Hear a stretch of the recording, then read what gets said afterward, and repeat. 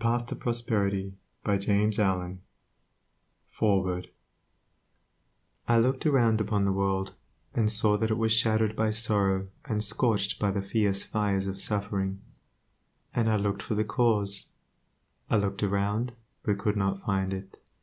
I looked in books, but could not find it. I looked within, and found there both the cause and the self-made nature of that cause. I looked again, and deeper, and found the remedy. I found one law, the law of love; one life, the life of adjustment to that law; one truth, the truth of a conquered mind and a quiet and obedient heart. And I dreamed of writing a book which should help men and women, whether rich or poor, learned or unlearned, worldly or unworldly, to find within themselves the source of all success, all happiness, all accomplishment, all truth. And the dream remained with me, and at last became substantial, and now I send it forth into the world on its mission of healing and blessedness, knowing that it cannot fail to reach the homes and hearts of those who are waiting and ready to receive it. James Allen. Chapter 1. The Lesson of Evil. Unrest and pain and sorrow are the shadows of life. There is no heart in all the world that has not felt the sting of pain. No mind has not been tossed upon the dark waters of trouble. No eye that has not wept the hot blinding tears of unspeakable anguish. There is no household where the great destroyers, disease and death, have not entered, severing heart from heart, and casting over all the dark pall of sorrow. In the strong and apparently indestructible meshes of evil, all are more or less fast caught, and pain, unhappiness, and misfortune wait upon mankind. With the object of escaping or in some way mitigating this overshadowing gloom, men and women rush blindly into innumerable devices, pathways by which they fondly hope to enter into a happiness which will not pass away. Such are the drunkard and the harlot, who revel in sensual excitements. Such is the exclusive aesthete, who shuts himself out from the sorrows of the world, and surrounds himself with innovating luxuries. Such is he who thirsts for wealth or fame, and subordinates all things to the achievement of that object. And such are they who seek consolidation in the performance of religious rites. And to all the happiness sought seems to come, and the soul, for a time, is lulled into a sweet security and an intoxicating forgetfulness of the existence of evil. But the day of disease comes at last, or some great sorrow, temptation, or misfortune breaks suddenly in on the unfortified soul, and the fabric of its fancied happiness is torn to shreds. So over the head of every personal joy hangs the Damocletian sword of pain, ready, at any moment, to fall and crush the soul of him who is unprotected by knowledge. The child cries to be a man or woman. The man and woman sigh for the lost felicity of childhood. The poor man chafes under the chains of poverty by which he is bound, and the rich man often lives in fear of poverty, or scours the world in search of an elusive shadow he calls happiness.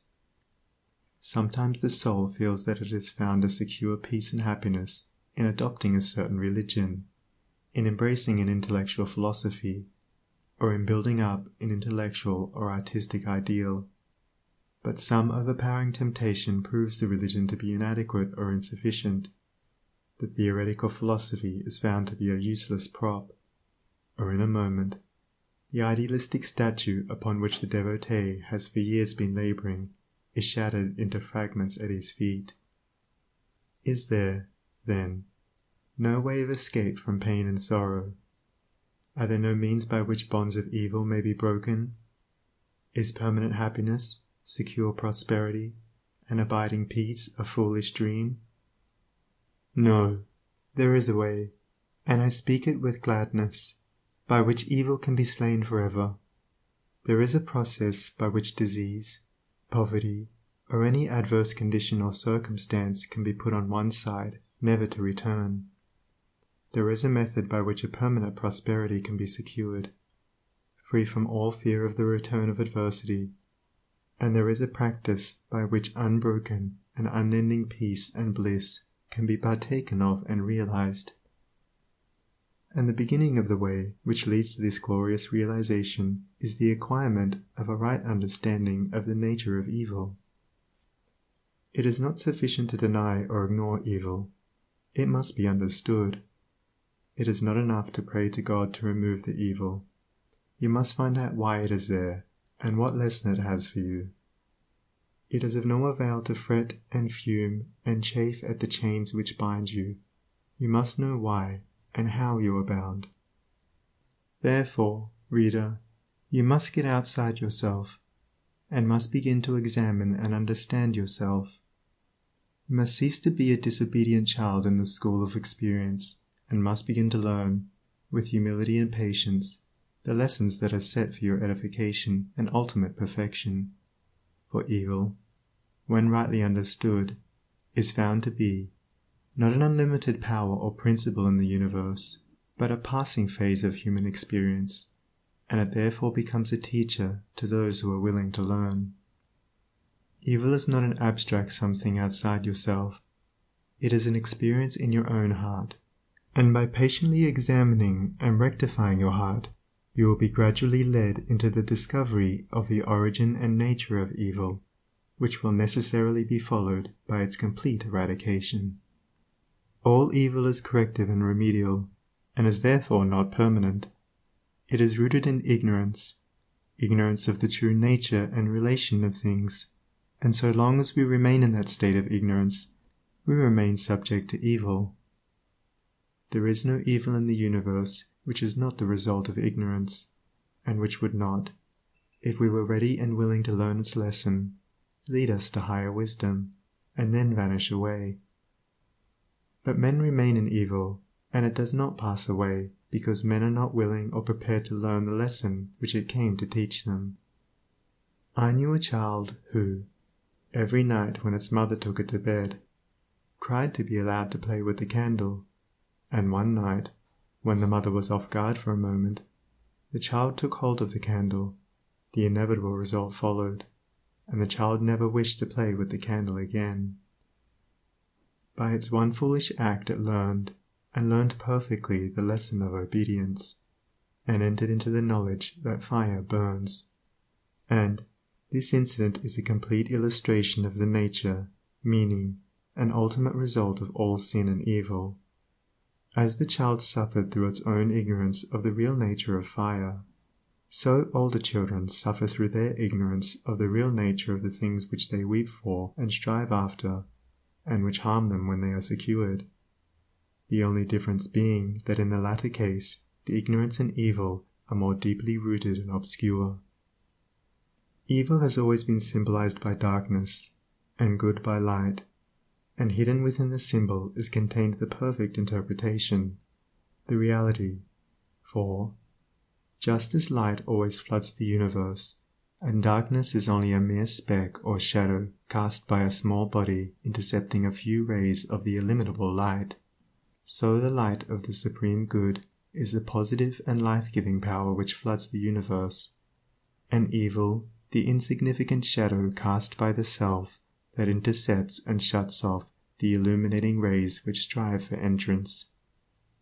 When night folds the world in its black impenetrable mantle, no matter how dense the darkness, it covers but the small space of half our little planet, while the whole universe is ablaze with living light, and every soul knows that it will awake in the light in the morning. Know, then, that when the dark night of sorrow, pain, or misfortune settles down upon your soul, and you stumble along with weary and uncertain steps, that you are merely intercepting your own personal desires between yourself and the boundless light of joy and bliss, and the dark shadow that covers you is cast by none and nothing but yourself. And just as the darkness without is but a negative shadow, an unreality which comes from nowhere, goes to nowhere, and has no abiding dwelling place, so the darkness within is equally a negative shadow, passing over the evolving and light-born soul. But, I fancy I hear someone say, why pass through the darkness of evil at all? Because, by ignorance, you have chosen to do so, and because, by doing so, you may understand both good and evil, and may more appreciate the light by having passed through the darkness. As evil is the direct outcome of ignorance, so, when the lessons of evil are fully learned, ignorance passes away, and wisdom takes its place.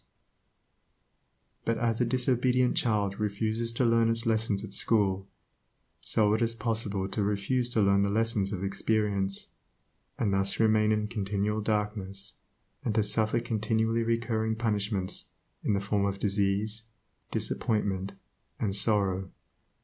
He, therefore, who would shake himself free of the evil which encompasses him, must be willing and ready to learn, and must be prepared to undergo that disciplinary process without which no grain of wisdom or abiding happiness and peace can be secured. A man may shut himself up in a dark room, and deny that the light exists, but it is everywhere without, and darkness exists only in his own little room. So you may shut out the light of truth, or you may begin to pull down the walls of prejudice, self-seeking, and error which you have built around yourself, and so let in the glorious and omnipresent light. By earnest self-examination, strive to realize, and not merely hold as a theory, that evil is a passing phase, a self-created shadow, that all your pains, sorrows, and misfortunes have come to you by a process of undeviating and absolutely perfect law, have come to you because you deserve and require them, and that by first enduring, and then understanding them, you may be made stronger, wiser, nobler. When you have fully entered into this realization, you will be in a position to mold your own circumstances, to transmute all evil into good, and to weave, with a master hand, the fabric of your destiny. What of the night, O watchman, seest thou yet? The glimmering dawn upon the mountain heights, the golden herald of the light of lights. Are his fair feet upon the hilltop set? Cometh he yet to chase away the gloom, and with it all the demons of the night? Strike yet his darting rays upon thy sight? Hearest thou his voice, the sound of error's doom? The morning cometh, lover of the light. Even now he gilds with gold the mountain's brow. Dimly I see the path whereon even now his shining feet are set toward the night.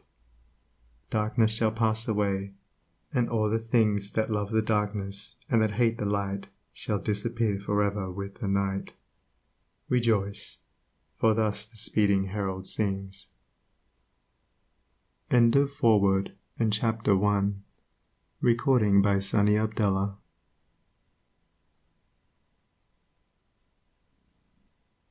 Chapter 2. The world a reflex of mental states. What you are, so is your world.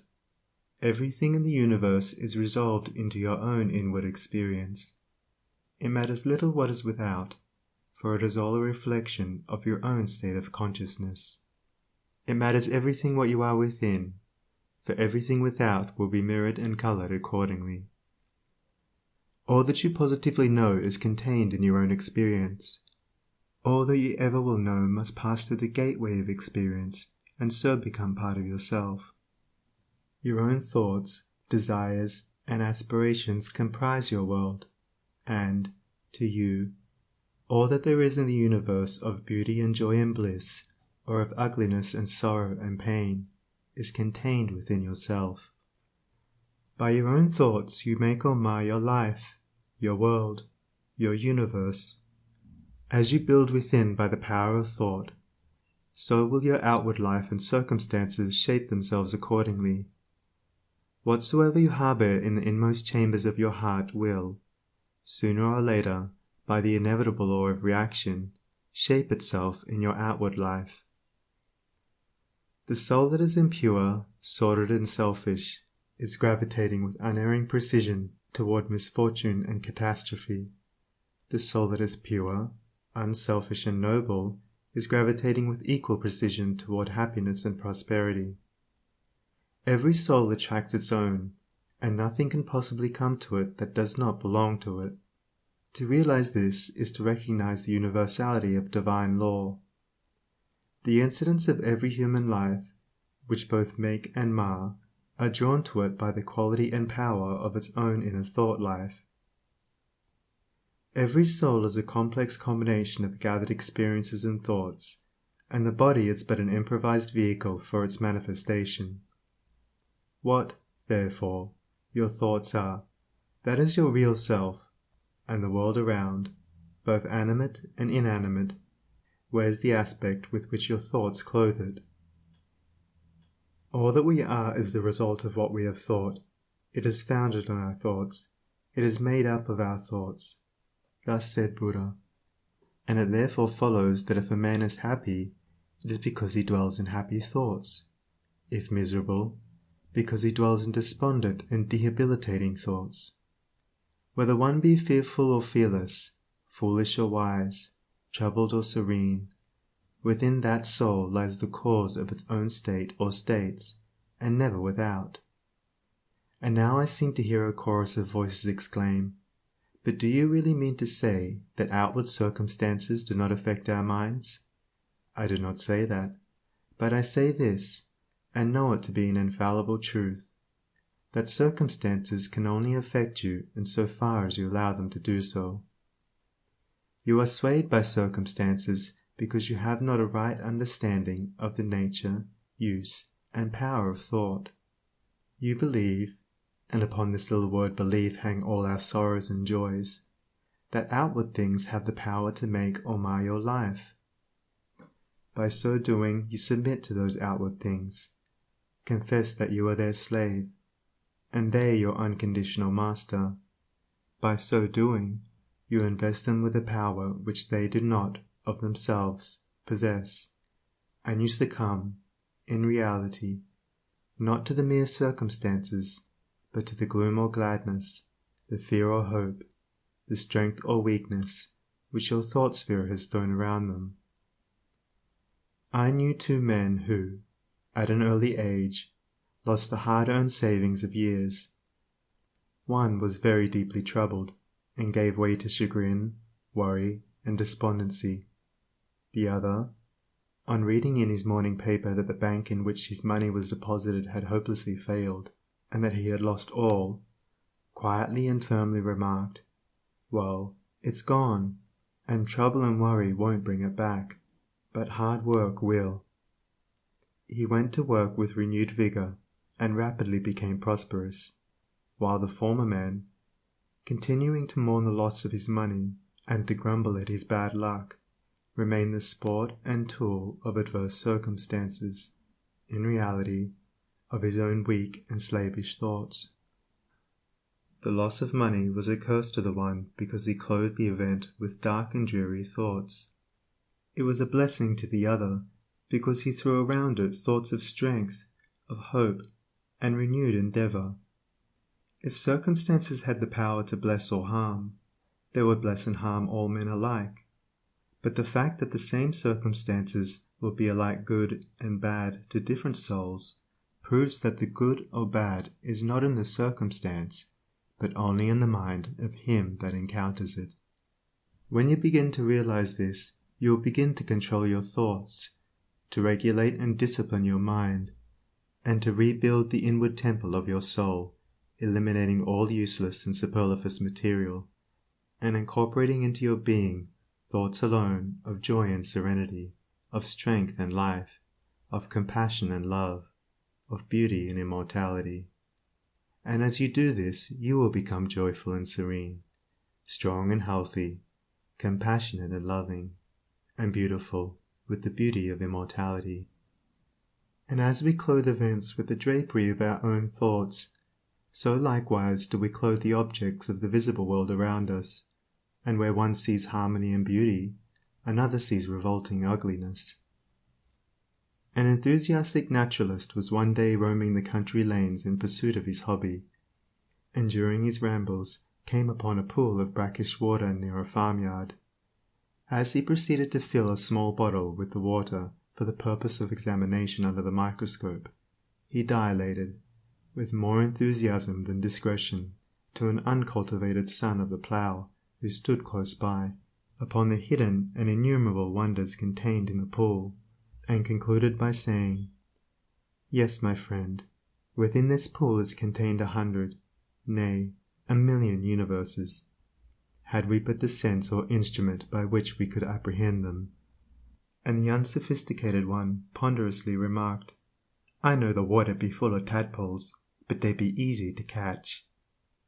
Where the naturalist, his mind stored with the knowledge of natural facts, saw beauty, harmony, and hidden glory, the mind unenlightened upon those things saw only an offensive mud puddle. The wild flower which the casual wayfarer thoughtlessly tramples upon is, to the spiritual eye of the poet, an angelic messenger from the invisible. To the many, the ocean is but a dreary expanse of water on which ships sail and are sometimes wrecked. To the soul of the musician it is a living thing, and he hears, in all its changing moods, divine harmonies. Where the ordinary mind sees disaster and confusion, the mind of the philosopher sees the most perfect sequence of cause and effect. And where the materialist sees nothing but endless death, the mystic sees pulsating and eternal life. And as we clothe both events and objects with our own thoughts, so likewise do we clothe the souls of others in the garments of our own thoughts. The suspicious believe everybody to be suspicious. The liar feels secure in the thought that he is not so foolish as to believe that there is such a phenomenon as a strictly truthful person. The envious see envy in every soul. The miser thinks everybody is eager to get his money. He who has subordinated conscience in the making of his wealth sleeps with a revolver under his pillow, wrapped in the delusion that the world is full of conscienceless people who are eager to rob him, and the abandoned sensualist looks upon the saint as a hypocrite. On the other hand, those who dwell in loving thoughts see that in all which calls forth their love and sympathy, the trusting and honest are not troubled by suspicions. The good-natured and charitable who rejoice at the good fortunes of others scarcely know what envy means, and he who has realized the divine within himself recognizes it in all beings, even in the beasts. And men and women are confirmed in their mental outlook because of the fact that, by the law of cause and effect, they attract to themselves that which they send forth, and so come in contact with people similar to themselves. The old adage, "Birds of a feather flock together," has a deeper significance than is generally attached to it, for in the thought world, as in the world of matter, each clings to its kind. Do you wish for kindness? Be kind. Do you ask for truth? Be true. What you give of yourself you find. The world is a reflex of you. If you are one of those who are praying for, and looking forward to, a happier world beyond the grave, here is a message of gladness for you. You may enter into and realize that happy world now.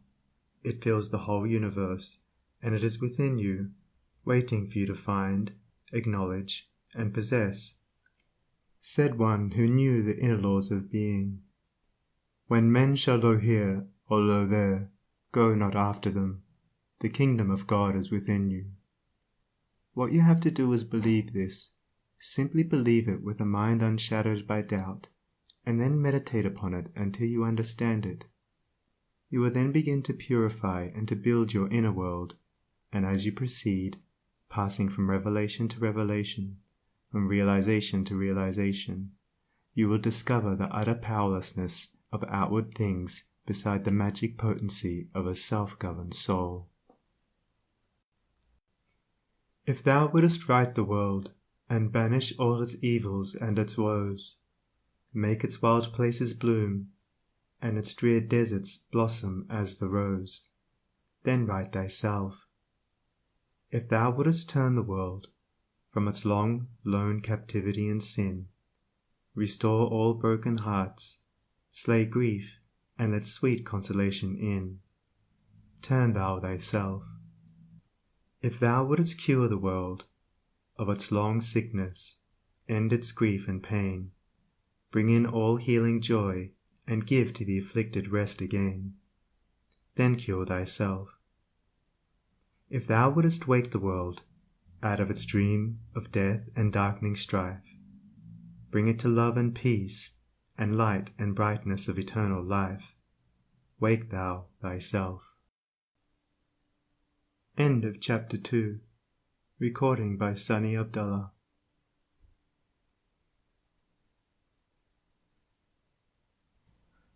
Chapter 3. The Way Out of Undesirable Conditions. Having seen and realized that evil is but a passing shadow thrown by the intercepting self across the transcendent form of the eternal good, and that the world is a mirror in which each sees a reflection of himself, we now ascend, by firm and easy steps, to that plane of perception whereon is seen and realized the vision of the law. With this realization comes the knowledge that everything is included in a ceaseless interaction of cause and effect, and that nothing can possibly be divorced from law. From the most trivial thought, word, or act of man, up to the groupings of celestial bodies, law reigns supreme. No arbitrary condition can, even for one moment, exist, for such a condition would be a denial and an annihilation of law. Every condition of life is, therefore, bound up in an orderly and harmonious sequence, and the secret and cause of every condition is contained within itself. The law, whatsoever a man sows that he shall also reap, is inscribed in flaming letters upon the portal of eternity, and none can deny it, none can cheat it, none can escape it. He who puts his hand in the fire must suffer the burning until such a time as it has worked itself out, and neither curses nor prayers can avail to alter it. And precisely the same law governs the realm of mind. Hatred, anger, jealousy, envy, lust, covetousness, all these are fires which burn, and whoever even so much as touches them must suffer the torments of burning. All these conditions of mind are rightly called evil, for they are the efforts of the soul to subvert, in its ignorance, the law, and they, therefore, lead to chaos and confusion within, and are sooner or later actualized in their outward circumstances as disease, failure, and misfortune, coupled with grief, pain, and despair. Whereas love, gentleness, goodwill, purity, are cooling airs which breathe peace upon the soul that woes them, and, being in harmony with the eternal law, they become actualized in the form of health, peaceful surroundings, and undeviating success and good fortune. A thorough understanding of this great law which permeates the universe leads to the acquirement of that state of mind known as obedience. To know that justice, harmony, and love are supreme in the universe is likewise to know that all adverse and painful conditions are the result of our own disobedience to that law. Such knowledge leads to strength and power, and it is upon such knowledge alone that a true life and an enduring success and happiness can be built. To be patient under all circumstances, and to accept all conditions as necessary factors in your training, is to rise superior to all painful conditions, and to overcome them with an overcoming which is sure, and which leaves no fear of their return, for by the power of obedience to law they are utterly slain. Such an obedient one is working in harmony with the law, has in fact identified himself with the law, and whatsoever he conquers forever. Whatsoever he builds can never be destroyed. The cause of all power, as of all weakness, is within. The secret of all happiness, as of all misery, is likewise within. There is no progress apart from unfoldment within, and no sure foothold of prosperity or peace except by orderly advancement in knowledge. You say you are chained by circumstances. You cry out for better opportunities, for a wider scope, for improved physical conditions, and perhaps you inwardly curse the fate that binds you hand and foot. It is for you that I write, it is for you that I speak.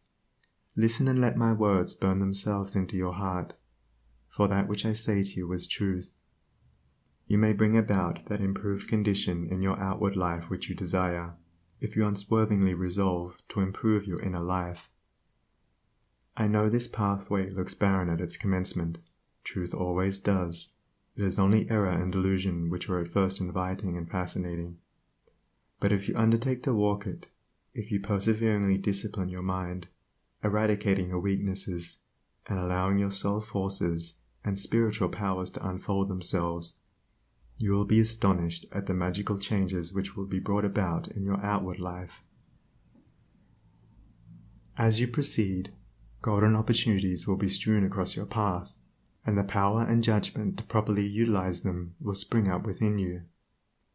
Genial friends will come unbidden to you.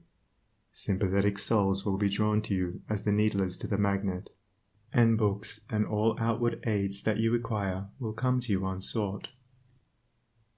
Perhaps the chains of poverty hang heavily upon you, and you are friendless and alone, and you long with an intense longing that your load may be lightened, but the load continues, and you seem to be enveloped in an ever-increasing darkness. Perhaps you complain, you bewail your lot, you blame your birth, your parents, your employer, or the unjust powers who have bestowed upon you so undeservedly poverty and hardship, and upon another affluence and ease. Cease your complaining and fretting. None of these things which you blame are the cause of your poverty. The cause is within yourself, and where the cause is, there is the remedy. The very fact that you are a complainer shows that you deserve your lot, shows that you lack that faith which is the ground of all effort and progress. There is no room for a complainer in a universe of law, and worry is soul suicide. By your very attitude of mind, you are strengthening the chains which bind you, and are drawing about you the darkness by which you are enveloped. Alter your outlook upon life, and your outward life will alter. Build yourself up in the faith and knowledge, and make yourself worthy of better surroundings and wider opportunities.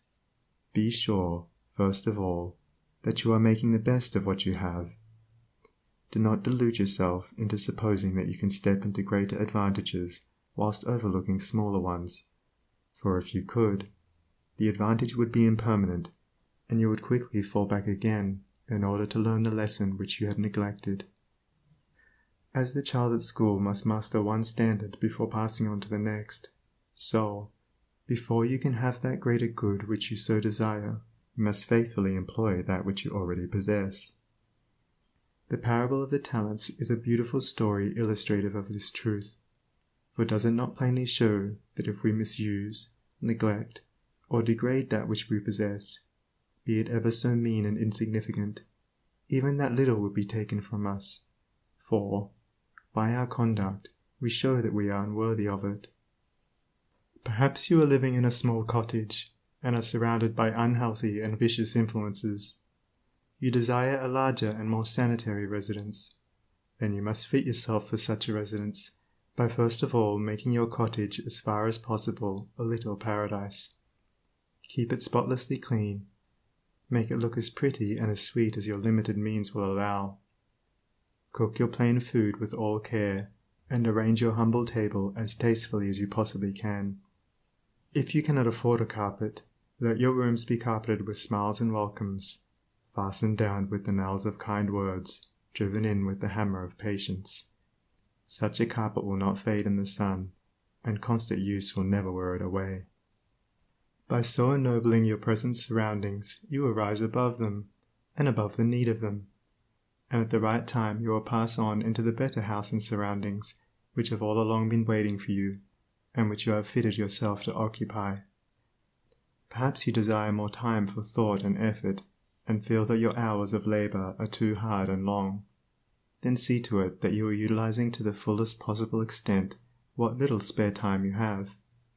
It is useless to desire more time if you are already wasting what little you have, for you would only grow more indolent and indifferent. Even poverty and lack of time and leisure are not the evils that you imagine they are, and if they hinder you in your progress, it is because you have clothed them in your own weaknesses, and the evil that you see in them is really in yourself. Endeavor to fully and completely realize that in so far as you shape and mold your mind, you are maker of your destiny, and as, by the transmuting power of self-discipline, you realize this more and more, you will come to see that these so-called evils may be converted into blessings.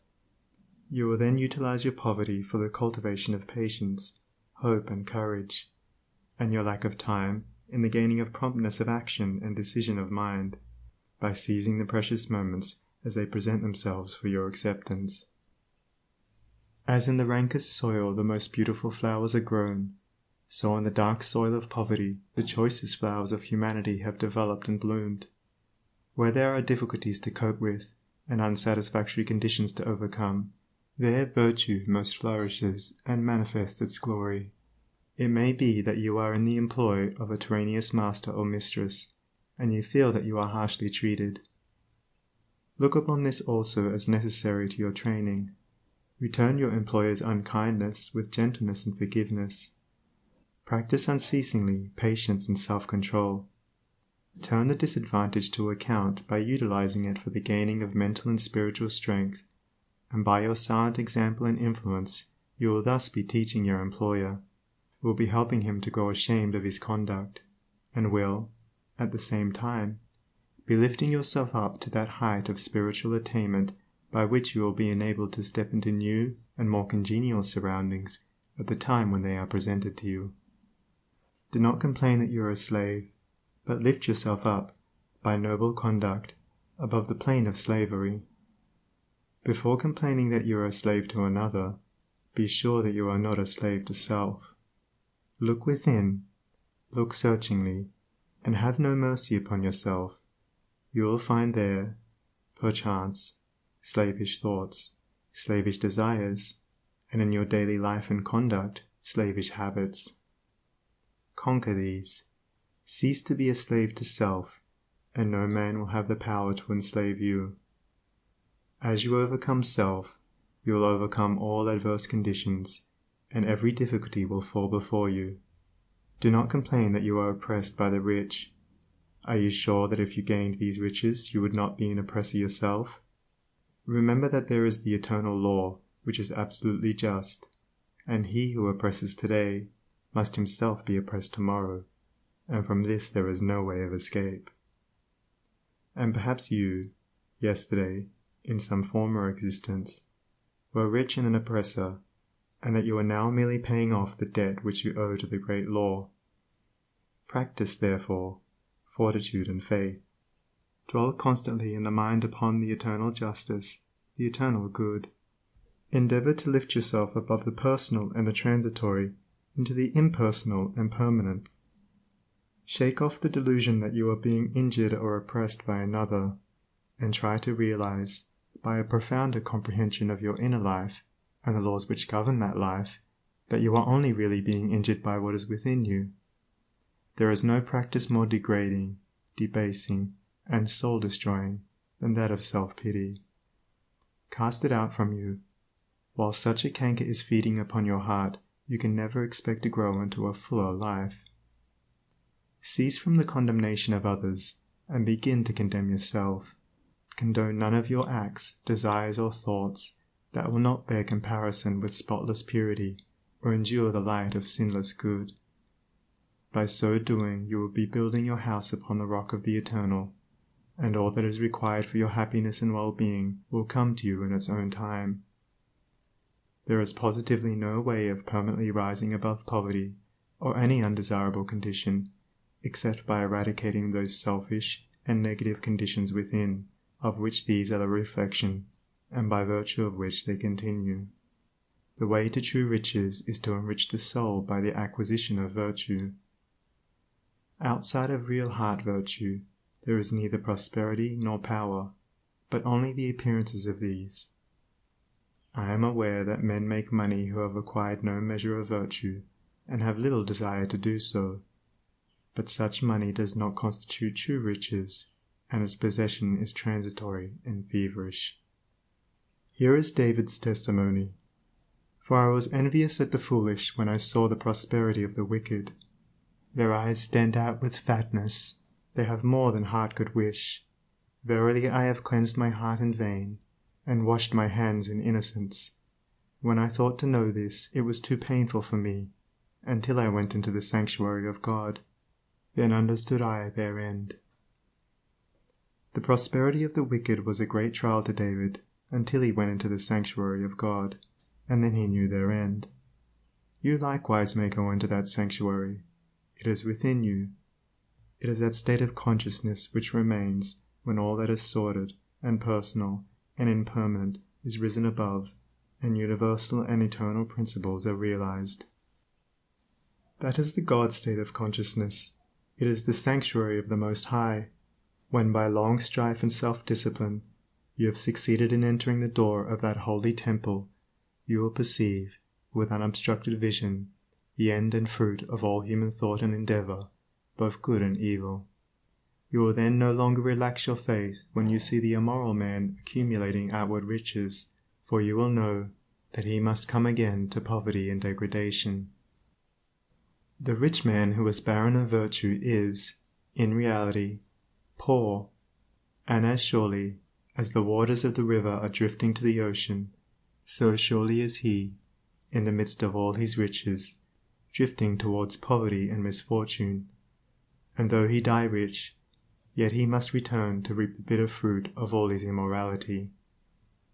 And though he may become rich many times, yet as many times must he be thrown back into poverty, until, by long experience and suffering, he conquers the poverty within. But the man who is outwardly poor, yet rich in virtue, is truly rich, and, in the midst of all his poverty, he is surely travelling towards prosperity, and abounding joy and bliss await his coming. If you would become truly and permanently prosperous, you must first become virtuous. It is therefore unwise to aim directly at prosperity, to make it the one object of life, to reach out greedily for it. To do this is to ultimately defeat yourself, but rather aim at self-perfection. Make useful and unselfish service the object of your life, and ever reach out hands of faith towards the supreme and unalterable good. You say you desire wealth, not for your own sake, but in order to do good with it, and to bless others. If this is your real motive in desiring wealth, then wealth will come to you, for you are strong and unselfish indeed if, in the midst of riches, you are willing to look upon yourself as steward and not as owner. But examine well your motive, for in the majority of instances where money is desired for the admitted object of blessing others, the real underlying motive is a love of popularity and a desire to pose as a philanthropist or reformer. If you are not doing good with what little you have, depend upon it, the more money you got, the more selfish you would become, and all the good you appeared to do with your money, if you attempted to do any, would be so much insinuating self-laudation. If your real desire is to do good, there is no need to wait for money before you do it. You can do it now, this very moment, and just where you are. If you are really so unselfish as you believe yourself to be, you will show it by sacrificing yourself for others now. No matter how poor you are, there is room for self-sacrifice, for did not the widow put her all into the treasury? The heart that truly desires to do good does not wait for money before doing it, but comes to the altar of sacrifice and, leaving there the unworthy elements of self, goes out and breathes upon neighbor and stranger, friend and enemy alike, the breath of blessedness. As the effect is related to the cause, so is prosperity and power related to the inward good, and poverty and weakness to the inward evil. Money does not constitute true wealth, nor position, nor power, and to rely upon it alone is to stand upon a slippery place. Your true wealth is your stock of virtue, and your true power the uses to which you put it. Rectify your heart, and you will rectify your life.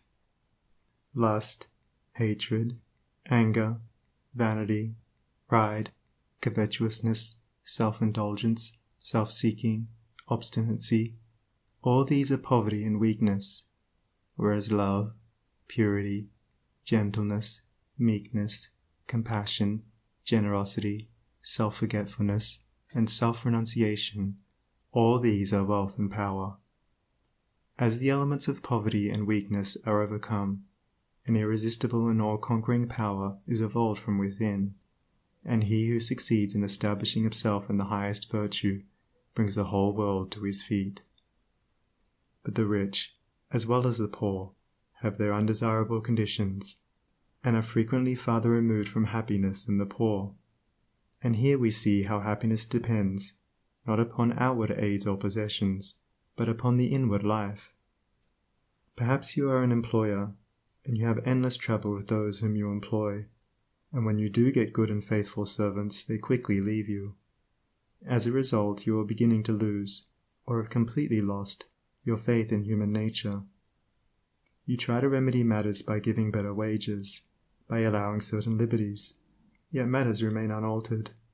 Let me advise you, the secret of all your trouble is not in your servants, it is in yourself, and if you look within, with a humble and sincere desire to discover and eradicate your error, you will, sooner or later, find the origin of all your unhappiness. It may be some selfish desire, or lurking suspicion, or unkind attitude of mind which sends out its poison upon those about you, and reacts upon yourself, even though you may not show it in your manner or speech. Think of your servants with kindness. Consider of them that extremity of service which you yourself would not care to perform were you in their place. Rare and beautiful is that humility of soul by which a servant entirely forgets himself in his master's good. But far rarer, with a beautiful and divine beauty, is that nobility of soul by which a man, forgetting his own happiness, seeks the happiness of those who are under his authority, and who depend upon him for their bodily sustenance, and such a man's happiness is increased tenfold, nor does he need to complain of those whom he employs. Said a well-known and extensive employer of labor, who never needs to dismiss an employee, "I have always had the happiest relations with my work people. If you ask me how it is to be accounted for, I can only say that it has been my aim from the first to do to them as I would wish to be done by." Herein lies the secret by which all desirable conditions are secured, and all that are undesirable are overcome. Do you say that you are lonely and unloved, and have not a friend in the world? Then, I pray you, for the sake of your own happiness, blame nobody but yourself. Be friendly towards others, and friends will soon flock round you. Make yourself pure and lovable, and you will be loved by all. Whatever conditions are rendering your life burdensome, you may pass out of them beyond them by developing and utilizing within you the transforming power of self-purification and self-conquest. Be it the poverty which galls, and remember that the poverty upon which I have been dilating is that poverty which is the source of misery, and not that voluntary poverty which is the glory of emancipated souls, or the riches which burden, or the many misfortunes, griefs, and annoyances which form the dark background in the web of life. You may overcome them by overcoming the selfish elements within which give them life. It matters not that by the unfailing law there are past thoughts and acts to work out and to atone for, as, by the same law, we are setting in motion, during every moment of our life, fresh thoughts and acts, and we have the power to make them good or ill. Nor does it follow that if a man, reaping what he has sown, must lose money or forfeit position, that he must also lose his fortitude or forfeit his uprightness, and it is in these that his wealth and power and happiness are to be found. He who clings to self is his own enemy and is surrounded by enemies.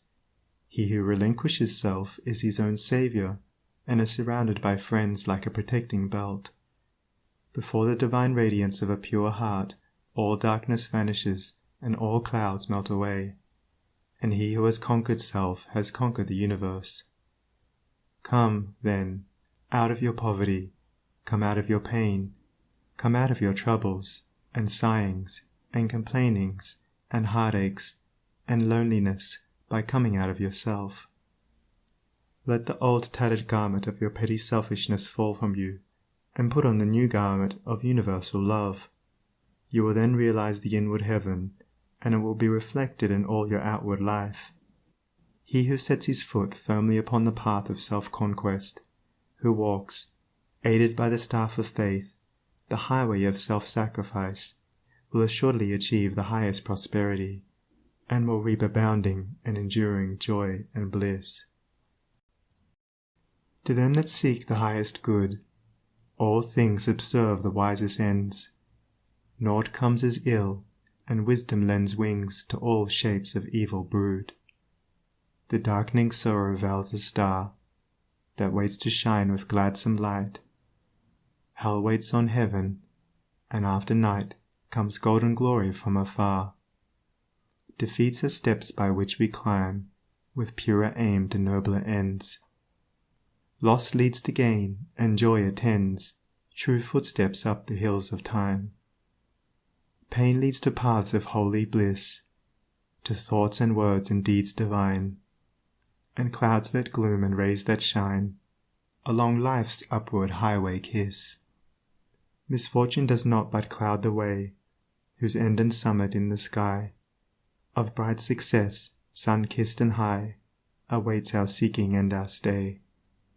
The heavy pall of doubts and fears that cloud the valley of our hopes, the shades with which the spirit copes, the bitter harvesting of tears, the heartaches, miseries and griefs, the bruisings born of broken ties, all these are steps by which we rise to living ways of sound beliefs. Love, pitying, watchful, runs to meet the pilgrim from the land of fate. All glory and all good await the coming of obedient feet. End of Chapter 3. Recording by Sunny Abdullah.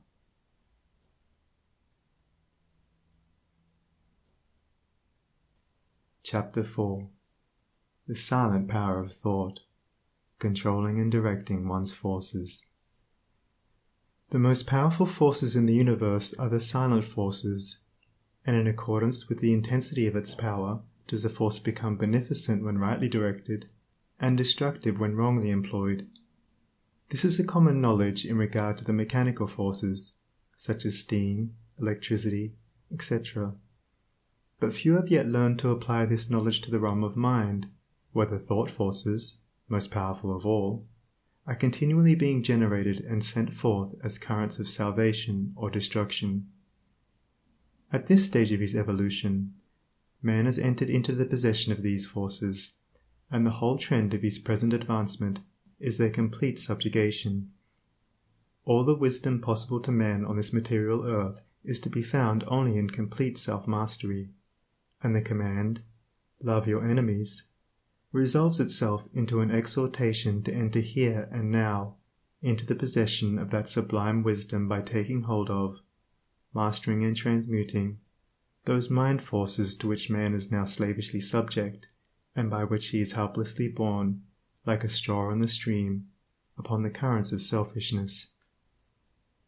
The Hebrew prophets, with their perfect knowledge of the supreme law, always related outward events to inward thought, and associated national disaster or success with the thoughts and desires that dominated the nation at the time. The knowledge of the causal power of thought is the basis of all their prophecies, as it is the basis of all real wisdom and power. National events are simply the working out of the psychic forces of the nation. Wars, plagues, and famines are the meeting and clashing of wrongly directed thought forces, the culminating points at which destruction steps in as the agent of the law. It is foolish to ascribe war to the influence of one man, or to one body of men. It is the crowning horror of national selfishness. It is the silent and conquering thought forces which bring all things into manifestation. The universe grew out of thought. Matter, in its last analysis, is found to be merely objectivized thought. All men's accomplishments were first wrought out in thought, and then objectivized. The author, the inventor, the architect, first builds up his work in thought, and having perfected it in all its parts as a complete and harmonious whole upon the thought plane, he then commences to materialize it, to bring it down to the material or sense plane. When the thought forces are directed in harmony with the overruling law, they are upbuilding and preservative, but when subverted they become disintegrating and self-destructive. To adjust all your thoughts to a perfect and unswerving faith in the omnipotence and supremacy of good is to cooperate with that good, and to realize within yourself the solution and destruction of all evil. Believe and ye shall live. And here we have the true meaning of salvation. Salvation from the darkness and negation of evil, by entering into and realizing the living light of the eternal good. Where there is fear, worry, anxiety, doubt, trouble, chagrin, or disappointment, there is ignorance and lack of faith. All these conditions of mind are the direct outcome of selfishness, and are based upon an inherent belief in the power and supremacy of evil. They therefore constitute practical atheism, and to live in, and become subject to, these negative and soul-destroying conditions of mind is the only real atheism. It is salvation from such conditions that the race needs, and let no man boast of salvation whilst he is their helpless and obedient slave. To fear or to worry is as sinful as to curse, for how can one fear or worry if he intrinsically believes in the eternal justice, the omnipotent good, the boundless love? To fear, to worry, to doubt, is to deny, to disbelieve. It is from such states of mind that all weakness and failure proceed, for they represent the annulling and disintegrating of the positive thought forces which would otherwise speed to their object with power and bring about their own beneficent results. To overcome these negative conditions is to enter into a life of power, is to cease to be a slave, and to become a master, and there is only one way by which they can be overcome, and that is by steady and persistent growth in inward knowledge. To mentally deny evil is not sufficient. It must, by daily practice, be risen above and understood. To mentally affirm the good is inadequate. It must, by unswerving endeavor, be entered into and comprehended. The intelligent practice of self-control quickly leads to a knowledge of one's interior thought forces, and, later on, to the acquisition of that power by which they are rightly employed and directed. In the measure that you master self, that you control your mental forces instead of being controlled by them, in just such measure will you master affairs and outward circumstances. Show me a man under whose touch everything crumbles away, and who cannot retain success even when it is placed in his hands, and I will show you a man who dwells continually in those conditions of mind which are the very negation of power. To be forever wallowing in the bogs of doubt, to be drawn continually into the quicksands of fear, or blown ceaselessly about by the winds of anxiety, is to be a slave, and to live the life of a slave, even though success and influence be forever knocking at your door, seeking for admittance. Such a man, being without faith and without self-government, is incapable of the right government of his affairs, and is a slave to circumstances, in reality a slave to himself. Such are taught by affliction, and ultimately pass from weakness to strength by the stress of bitter experience. Faith and purpose constitute the motive power of life. There is nothing that a strong faith and an unflinching purpose may not accomplish. By the daily exercise of silent faith, the thought forces are gathered together, and by the daily strengthening of silent purpose, those forces are directed toward the object of accomplishment. Whatever your position in life may be, before you can hope to enter into any measure of success, usefulness, and power, you must learn how to focus your thought forces by cultivating calmness and repose. It may be that you are a businessman, and you are suddenly confronted with some overwhelming difficulty or probable disaster. You grow fearful and anxious, and are at your wits' end. To persist in such a state of mind would be fatal, for when anxiety steps in, correct judgment passes out. Now if you will take advantage of a quiet hour or two in the early morning or at night, and go away to some solitary spot, or to some room in your house where you know you will be absolutely free from intrusion, and, having seated yourself in an easy attitude, you forcibly direct your mind right away from the object of anxiety by dwelling upon something in your life that is pleasing and bliss-giving, a calm, reposeful strength will gradually steal into your mind, and your anxiety will pass away. Upon the instant that you find your mind reverting to the lower plane of worry, bring it back again, and re-establish it on the plane of peace and strength.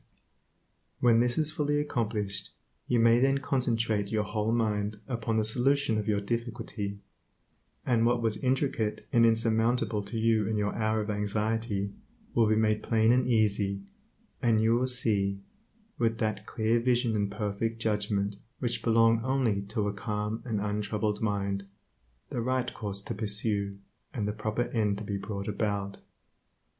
It may be that you will have to try day after day before you will be able to perfectly calm your mind, but if you persevere you will certainly accomplish it, and the course which is presented to you in that hour of calmness must be carried out. Doubtless, when you are again involved in the business of the day, and worries again creep in and begin to dominate you, you will begin to think that the course is a wrong or foolish one. But do not heed such suggestions.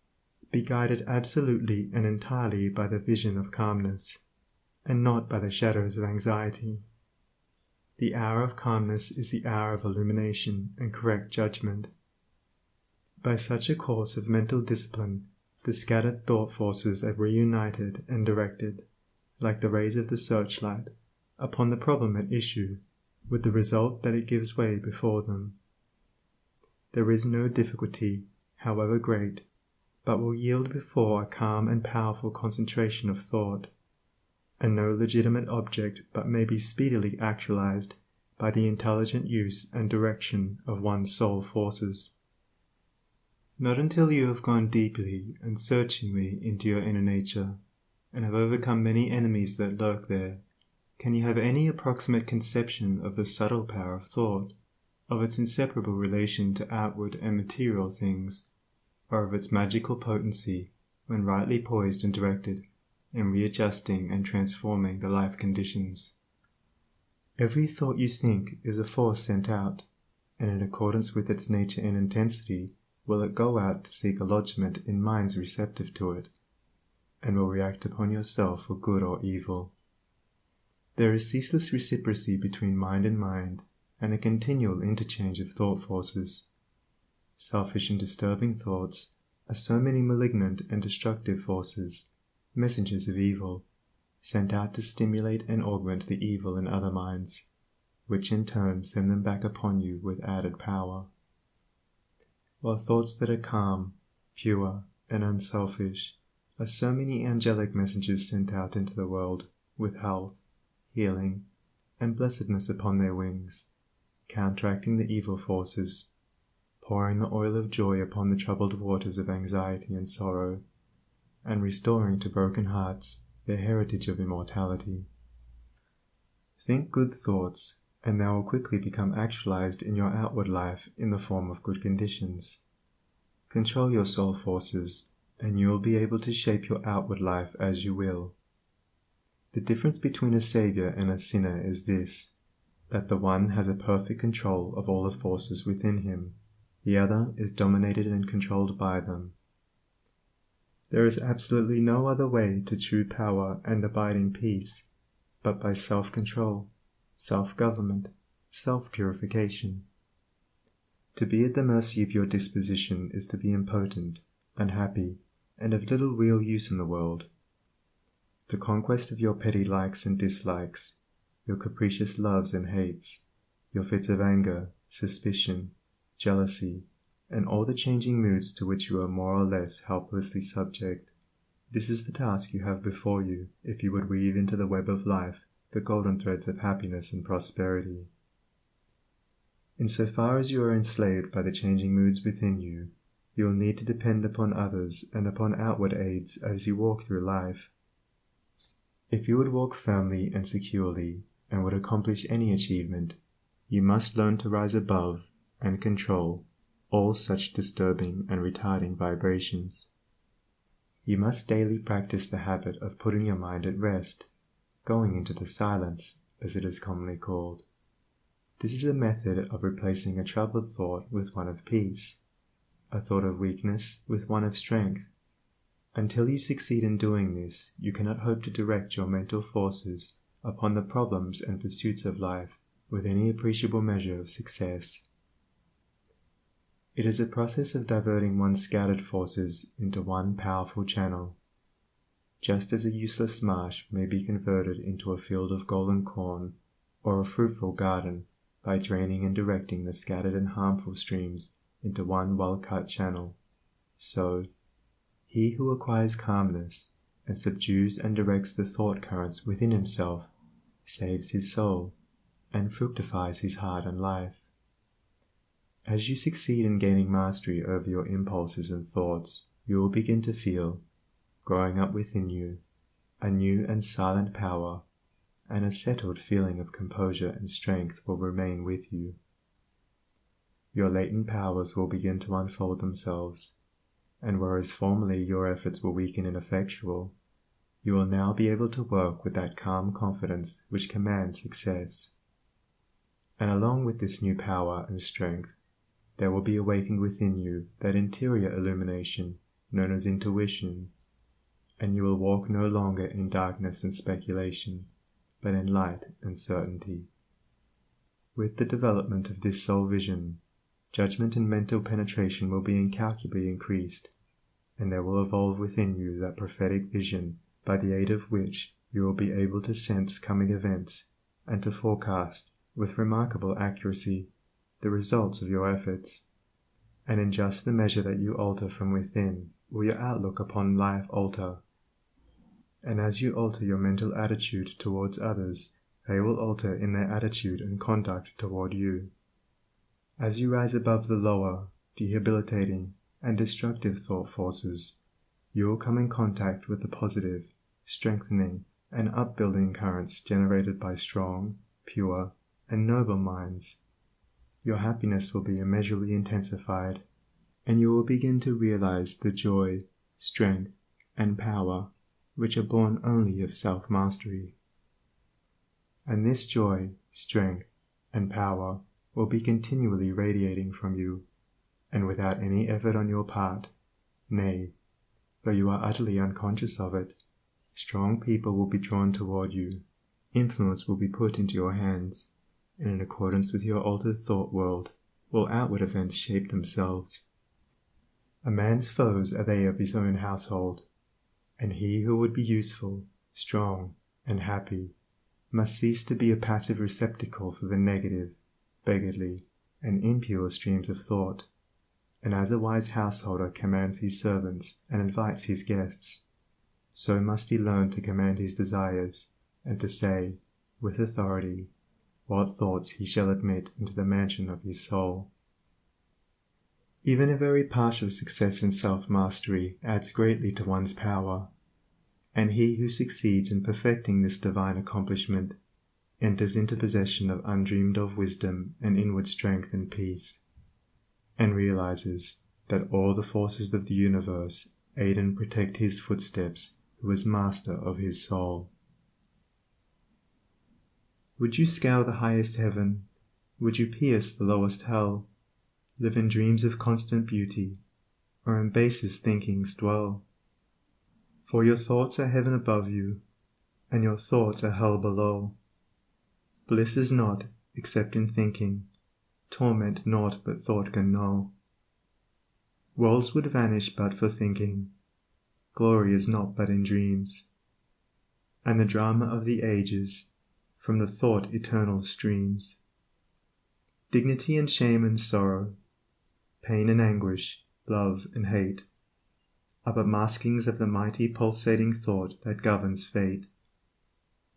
As the colors of the rainbow makes the one uncolored beam, so the universal changes make the one eternal dream.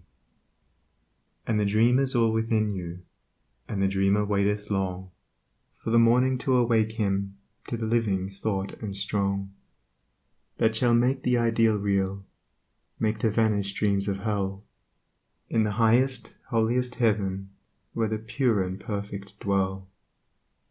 Evil is the thought that thinks it, good the thought that makes it so.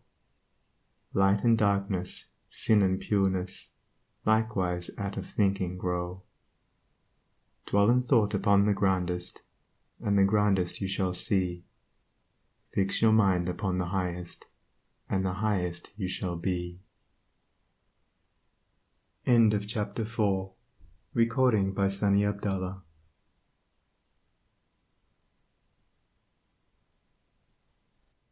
Chapter 5. The Secret of Health, Success, and Power. We all remember with what intense delight, as children, we listened to the never-tiring fairy tale. How eagerly we followed the fluctuating fortunes of the good boy or girl, ever protected in the hour of crisis from the evil machinations of the scheming witch, the cruel giant, or the wicked king. And our little hearts never faltered for the fate of the hero or heroine, nor do we doubt their ultimate triumph over all their enemies, for we knew that the fairies were infallible, and that they would never desert those who had consecrated themselves to the good and the true. And what unspeakable joy pulsated within us when the fairy queen, bringing all her magic to bear at the critical moment, scattered all the darkness and trouble, and granted them the complete satisfaction of all their hopes, and they were, happily ever after. With the accumulating years and an ever-increasing intimacy with the so-called realities of life, our beautiful fairy world became obliterated, and its wonderful inhabitants were relegated, in the archives of memory, to the shadowy and unreal. And we thought we were wise and strong in thus leaving forever the land of childish dreams. But as we re-become little children in the wondrous world of wisdom, we shall return again to the inspiring dreams of childhood, and find that they are, after all, realities. The fairy folk, so small and nearly always invisible, yet possessed of an all-conquering and magical power, who bestow upon the good health, wealth, and happiness, along with all the gifts of nature in lavish profusion, start again into reality and become immortalized in the soul realm of him who, by growth in wisdom, has entered into a knowledge of the power of thought and the laws which govern the inner world of being. To him the fairies live again as thought people, thought messengers, thought powers working in harmony with the overruling good.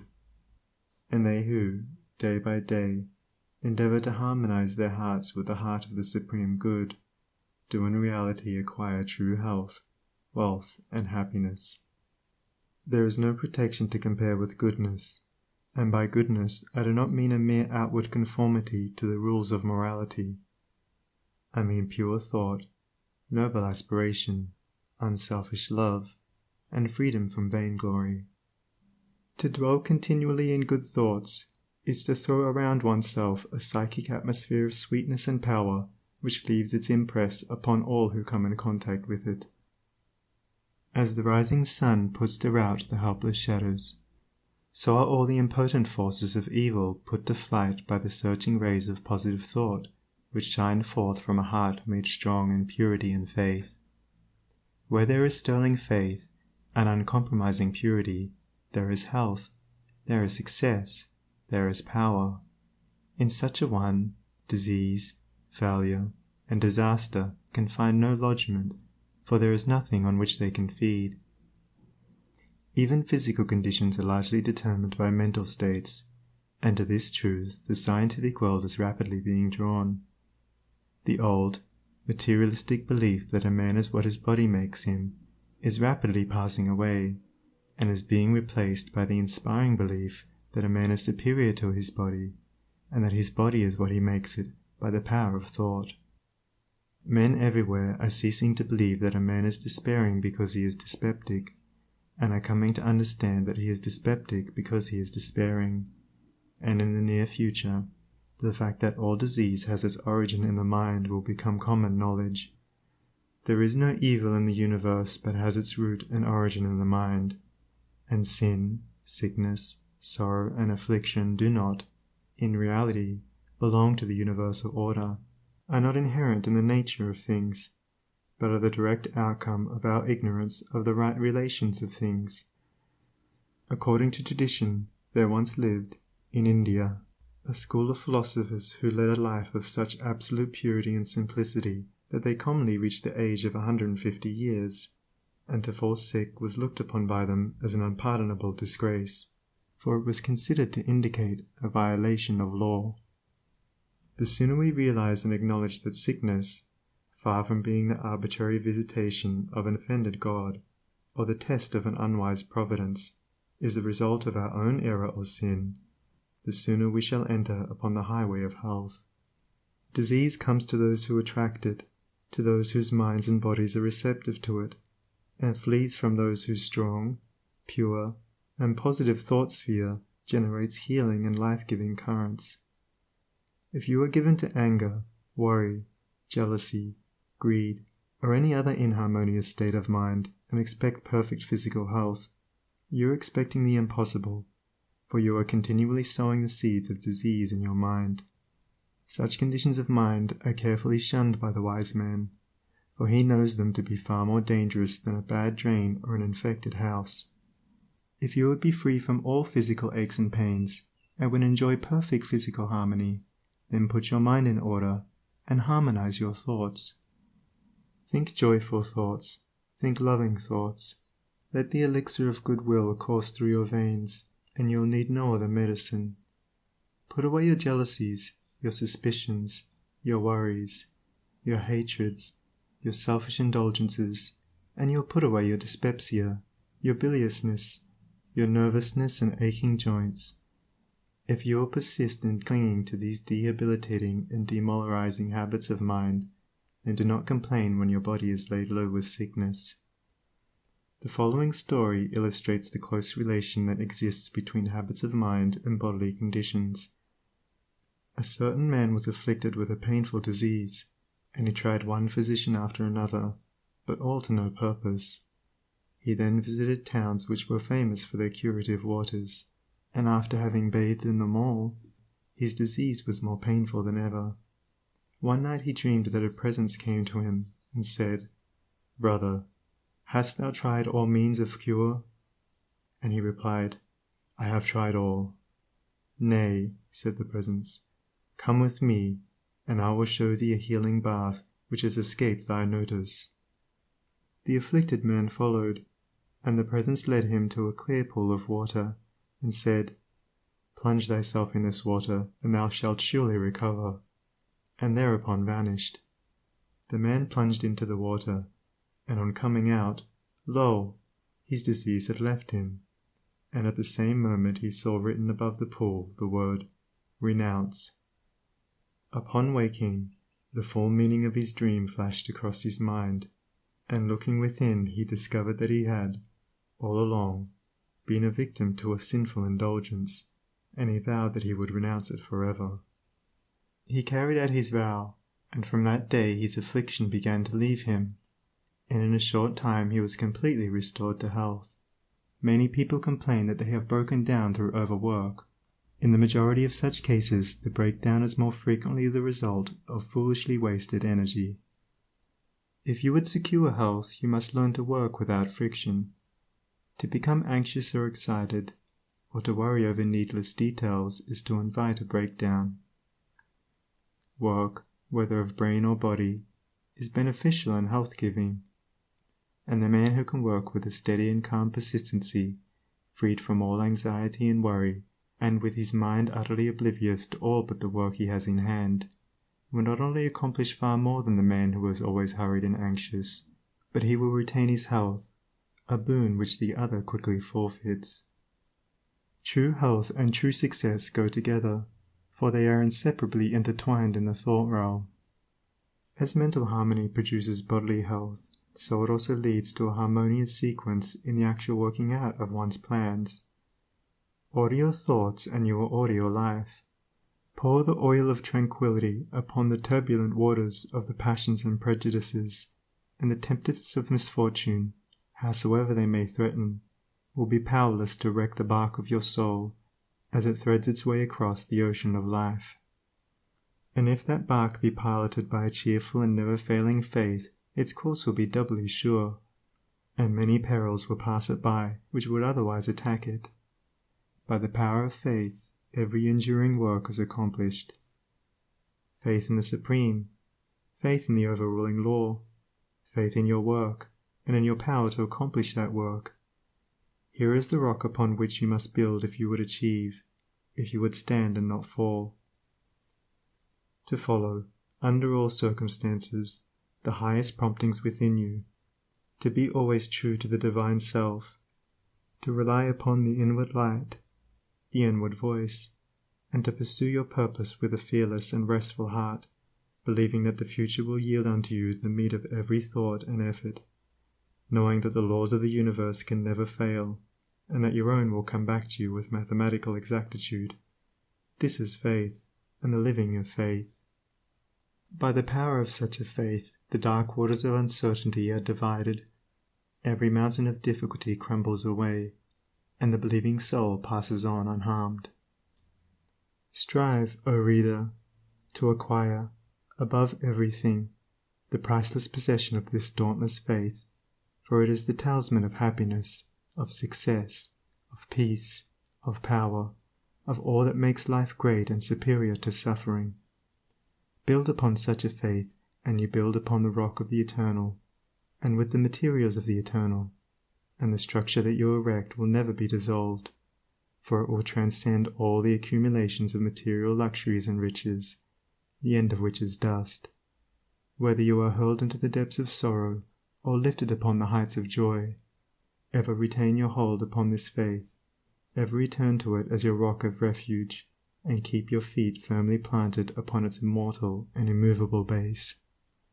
Centered in such a faith, you will become possessed of such a spiritual strength as will shatter, like so many toys of glass, all the forces of evil that are hurled against you, and you will achieve a success such as the mere striver after worldly gain can never know or even dream of.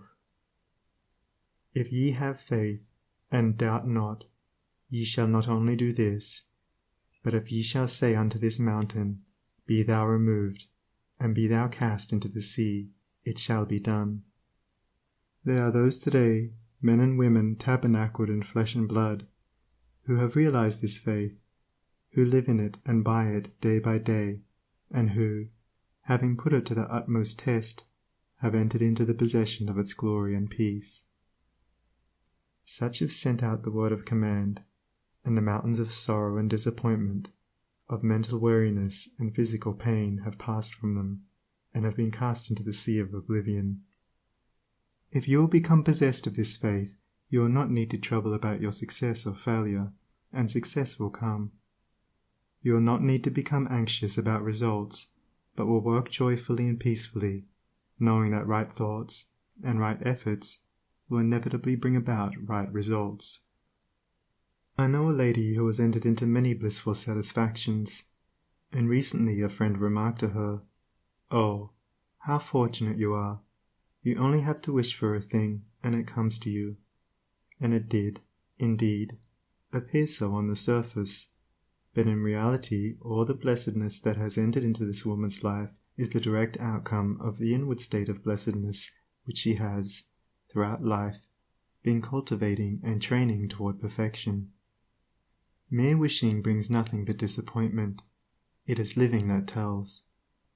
The foolish wish and grumble, the wise work and wait. And this woman had worked without and within, but especially within upon heart and soul, and with the invisible hands of the Spirit she had built up, with the precious stones of faith, hope, joy, devotion and love, a fair temple of light, whose glorifying radiance was ever round about her.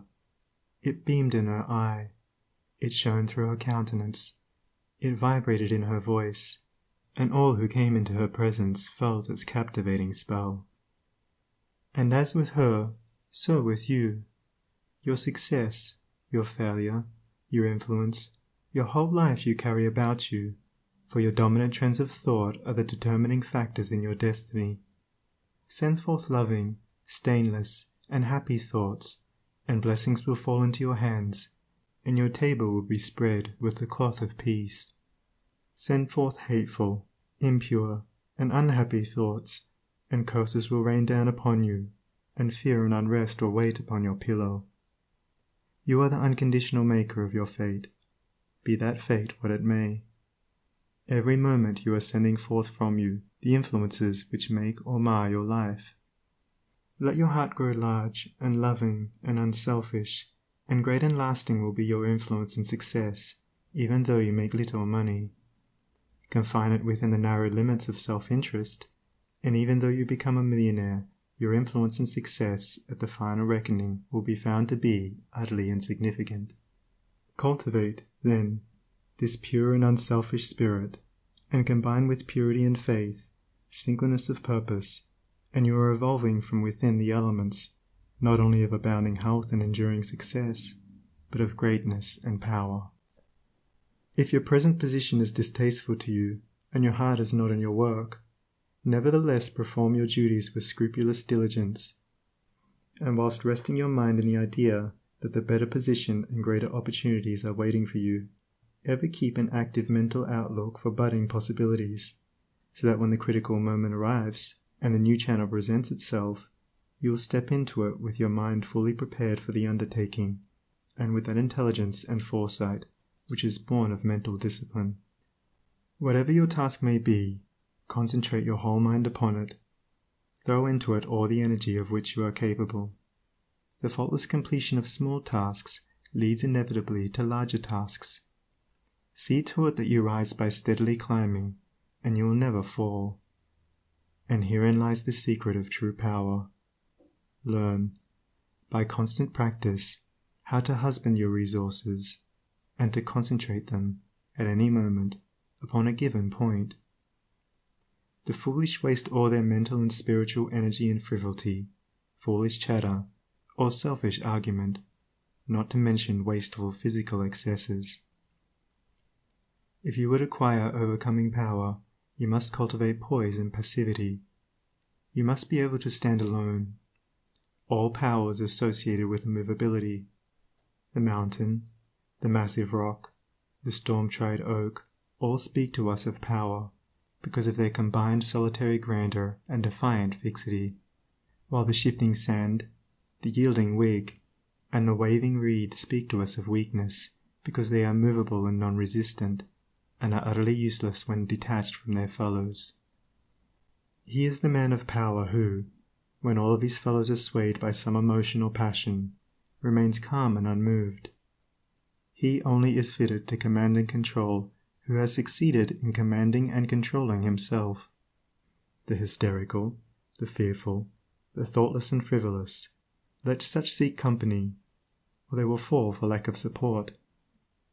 But the calm, the fearless, the thoughtful, and let such seek the solitude of the forest, the desert, and the mountain top, and to their power more power will be added, and they will more and more successfully stem the psychic currents and whirlpools which engulf mankind.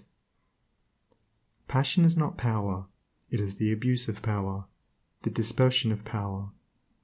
Passion is like a furious storm which beats fiercely and wildly upon the embattled rock, whilst power is like the rock itself, which remains silent and unmoved through it all. That was a manifestation of true power when Martin Luther, wearied with the persuasions of his fearful friends, who were doubtful as to his safety should he go to Worms, replied, "If there were as many devils in Worms as there are tiles on the housetops, I would go." And when Benjamin Disraeli broke down in his first parliamentary speech, and brought upon himself the derision of the House, that was an exhibition of germinal power when he exclaimed, "The day will come when you will consider it an honour to listen to me." When that young man, whom I knew, passing through continual reverses and misfortunes, was mocked by his friends and told to desist from further effort, and he replied, "The time is not far distant when you will marvel at my good fortune and success." He showed that he was possessed of that silent and irresistible power which is taking him over innumerable difficulties, and crowned his life with success. If you have not this power, you may acquire it by practice, and the beginning of power is likewise the beginning of wisdom. You must commence by overcoming those purposeless trivialities to which you have hitherto been a willing victim. Boisterous and uncontrolled laughter, slander and idle talk, and joking merely to raise a laugh, all these must be put on one side as so much waste of valuable energy. St. Paul never showed his wonderful insight into the hidden laws of human progress to greater advantage than when he warned the Ephesians against foolish talking and jesting which is not convenient, for to dwell habitually in such practices is to destroy all spiritual power and life.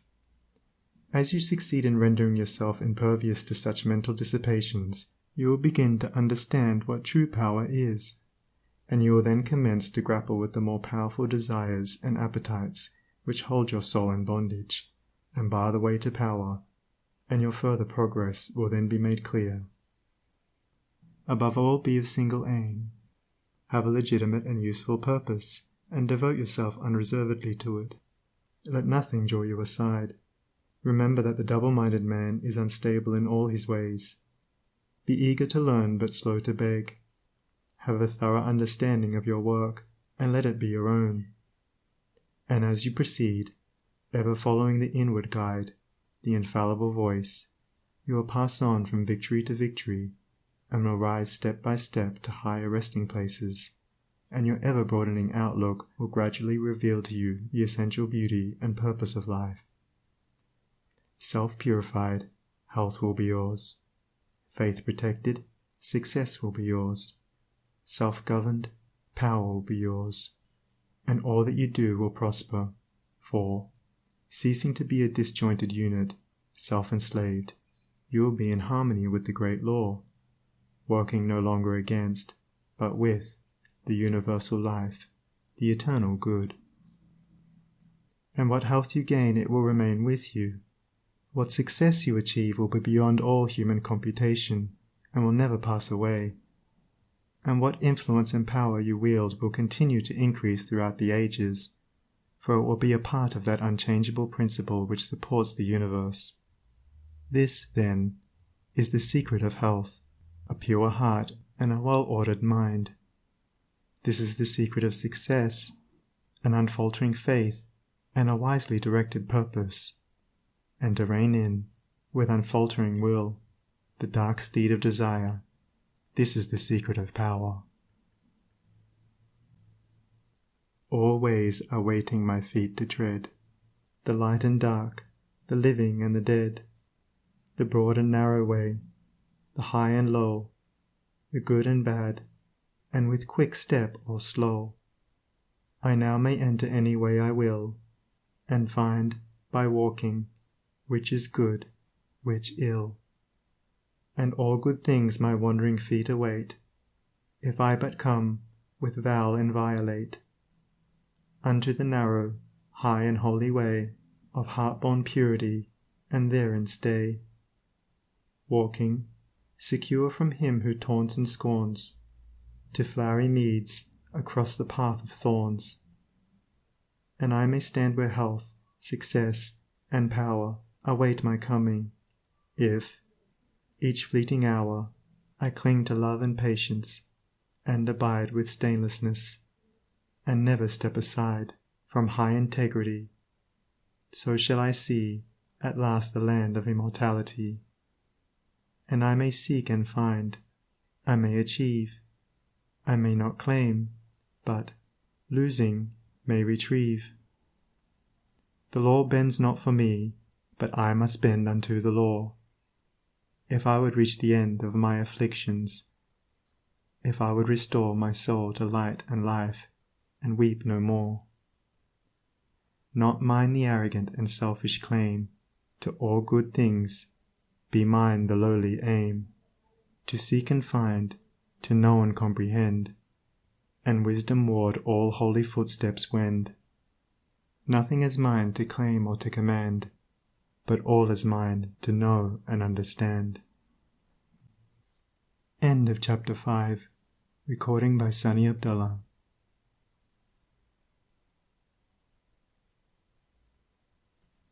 Chapter 6. The Secret of Abounding Happiness.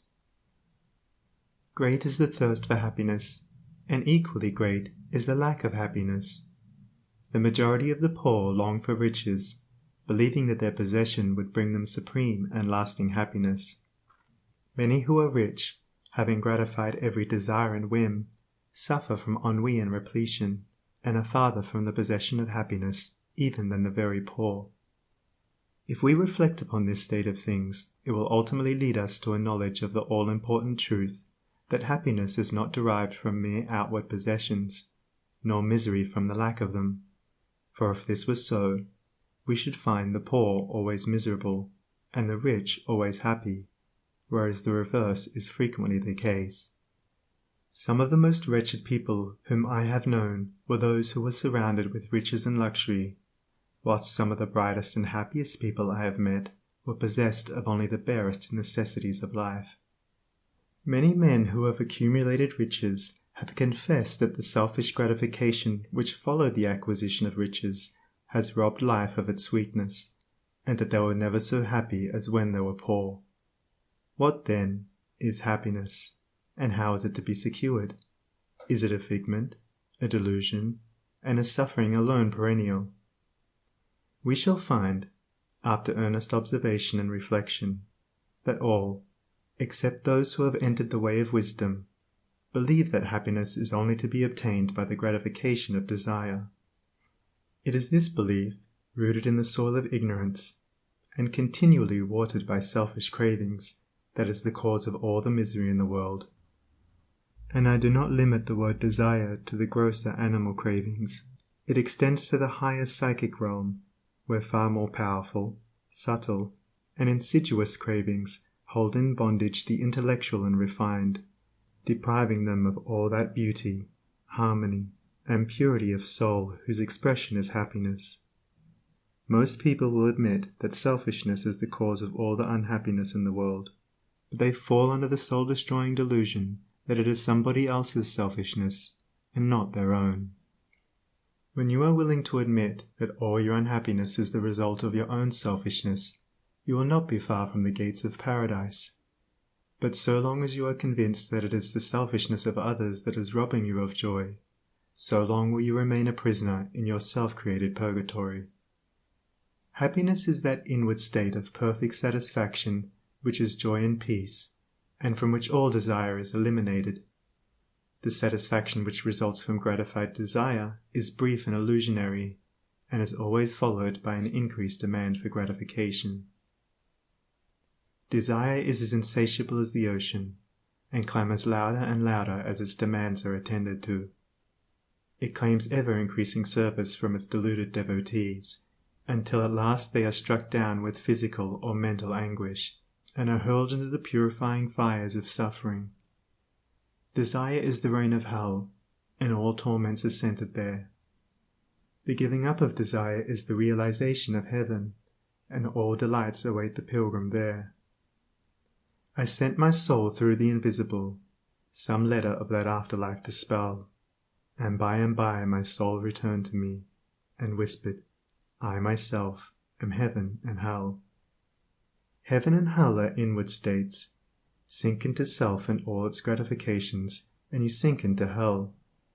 Rise above self into that state of consciousness which is the utter denial and forgetfulness of self, and you enter heaven. Self is blind, without judgment, not possessed of true knowledge, and always leads to suffering. Correct perception, unbiased judgment, and true knowledge belong only to the divine state, and only in so far as you realize this divine consciousness can you know what real happiness is. So long as you persist in selfishly seeking for your own personal happiness, so long will happiness elude you, and you will be sowing the seeds of wretchedness. insofar as you succeed in losing yourself in the service of others, in that measure will happiness come to you, and you will reap a harvest of bliss. It is in loving, not in being loved, the heart is blessed. It is in giving, not in seeking gifts, we find our quest. Whatever be thy longing or thy need, that do thou give, so shall thy soul be fed, and thou indeed shalt truly live. Cling to self and you cling to sorrow. Relinquish self and you enter into peace. To seek selfishly is not only to lose happiness, but even that which we believe to be the source of happiness. See how the glutton is continually looking about for a new delicacy wherewith to stimulate his deadened appetite, and how bloated, burdened, and diseased scarcely any food at last is eaten with pleasure. Whereas he who has mastered his appetite, and not only does not seek, but never thinks of gustatory pleasure, finds delight in the most frugal meal. The angel form of happiness, which men, looking through the eyes of self, imagine they see in gratified desire, when clasped is always found to be the skeleton of misery. Truly, he that seeketh his life shall lose it, and he that loseth his life shall find it. Abiding happiness will come to you when, ceasing to selfishly cling, you are willing to give up. When you are willing to lose, unreservedly, that impermanent thing which is so dear to you, and which, whether you cling to it or not, will one day be snatched from you, then you will find that that which seemed to you like a painful loss turns out to be a supreme gain. To give up in order to gain, than this there is no greater delusion, nor no more prolific source of misery. But to be willing to yield up and to suffer loss, this is indeed the way of life. How is it possible to find real happiness by centering ourselves in those things which, by their very nature, must pass away? Abiding in real happiness can only be found by centering ourselves in that which is permanent. Rise, therefore, above the clinging to and craving for impermanent things, and you will then enter into a consciousness of the eternal, and as, rising above self, and by growing more and more into the spirit of purity, self-sacrifice, and universal love, you become centered in that consciousness, you will realize that happiness which has no reaction, and which can never be taken from you. The heart that has reached utter self-forgetfulness in its love for others has not only become possessed of the highest happiness, but has entered into immortality, for it has realized the divine. Look back upon your life, and you will find that the moments of supremest happiness were those in which you uttered some word, or performed some act, of compassion or self-denying love. Spiritually, happiness and harmony are synonymous. Harmony is one phase of the great law, whose spiritual expression is love. All selfishness is discord, and to be selfish is to be out of harmony with the divine order. As we realize that all-embracing love, which is the negation of self, we put ourselves in harmony with the divine music, the universal song, and that ineffable melody which is true happiness becomes our own. Men and women are rushing hither and thither in the blind search for happiness, and cannot find it, nor ever will until they recognize that happiness is already within them and round about them, filling the universe, and that they, in their selfish searching, are shutting themselves out from it. I followed happiness to make her mine, past towering oak and swinging ivy vine. She fled, I chased, o'er slanting hill and dale, o'er fields and meadows in the purpling vale. Pursuing rapidly o'er dashing stream, I scaled the dizzy cliffs where eagles scream. I traversed swiftly every land and em, but always happiness eluded me. Exhausted, fainting, I pursued no more, but sank to rest upon a barren shore. One came and asked for food, and one for alms. I placed the bread and gold in bony palms. One came for sympathy, and one for rest. I shared with every needy one my best. When lo, sweet happiness, with form divine, stood by me, whispering softly, I am thine. These beautiful lines of Burleigh's express the secret of all abounding happiness. Sacrifice the personal and transient, and you rise at once into the impersonal and permanent. Give up that narrow cramped self that seeks to render all things subservient to its own petty interests, and you will enter into the company of the angels, into the very heart and essence of universal love. Forget yourself entirely in the sorrows of others and in administering to others, and divine happiness will emancipate you from all sorrow and suffering. Taking the first step with a good thought, the second with a good word, and the third with a good deed, I entered paradise. And you also may enter into paradise by pursuing the same course. It is not beyond, it is here. It is realized only by the unselfish. It is known in its fullness only to the pure in heart. If you have not realized this unbounded happiness, you may begin to actualize it by ever holding before you the lofty ideal of unselfish love, and aspiring towards it. Aspirational prayer is desire turned upward.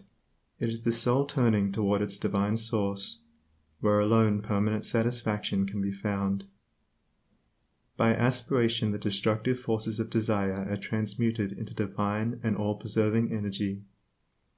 To aspire is to make an effort to shake off the trammels of desire. It is the prodigal made wise by loneliness and suffering, returning to his Father's mansion. As you rise above the sordid self, as you break, one after another, the chains that bind you, you'll realize the joy of giving, as distinguished from the misery of grasping. Giving of your substance, giving of your intellect, giving of the love and light that is growing within you. You will then understand that it is indeed more blessed to give than to receive, but the giving must be of the heart without any taint of self, without desire for reward. The gift of pure love is always attended with bliss. If, after you have given, you are wounded because you are not thanked or flattered, or your name put in the paper, know then that your gift was prompted by vanity and not by love, and you were merely giving in order to get, were not really giving, but grasping. Lose yourself in the welfare of others. Forget yourself in all that you do. This is the secret of abounding happiness. Ever be on the watch to guard against selfishness, and learn faithfully the divine lessons of inward sacrifice. So shall you climb the highest heights of happiness, and shall remain in the never-clouded sunshine of eternal joy, clothed in the shining garment of immortality. Are you searching for the happiness that does not fade away? Are you looking for the joy that lives and leaves no grievous day? Are you panting for the waterbrooks of love and life and peace? Then let all dark desires depart and selfish seeking cease. Are you lingering in the paths of pain, grief-haunted, stricken sore? Are you wandering in the ways that wound your weary feet the more? Are you sighing for the resting place where tears and sorrows cease? Then sacrifice your selfish heart, and find the heart of peace. End of Chapter 6.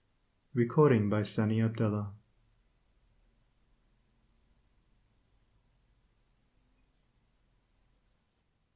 Chapter 7. The Realization of Prosperity. It is granted only to the heart that abounds with integrity, trust, generosity and love, to realize true prosperity. The heart that is not possessed of these qualities cannot know prosperity, for prosperity, like happiness, is not an outward possession, but an inward realization. The greedy man may become a millionaire, but he will always be wretched, and mean, and poor, and will even consider himself outwardly poor so long as there is a man in the world who is richer than himself, whilst the upright, the open-handed and loving will realize a full and rich prosperity, even though their outward possessions may be small. He is poor who is dissatisfied, He is rich who is contented with what he has, and he is richer who is generous with what he has. When we contemplate the fact that the universe is abounding in all good things, material as well as spiritual, and compare it with man's blind eagerness to secure a few gold coins or a few acres of dirt, it is then that we realize how dark and ignorant selfishness is. It is then that we know that self-seeking is self-destruction. Nature gives all, without reservation, and loses nothing. Man, grasping all, loses everything.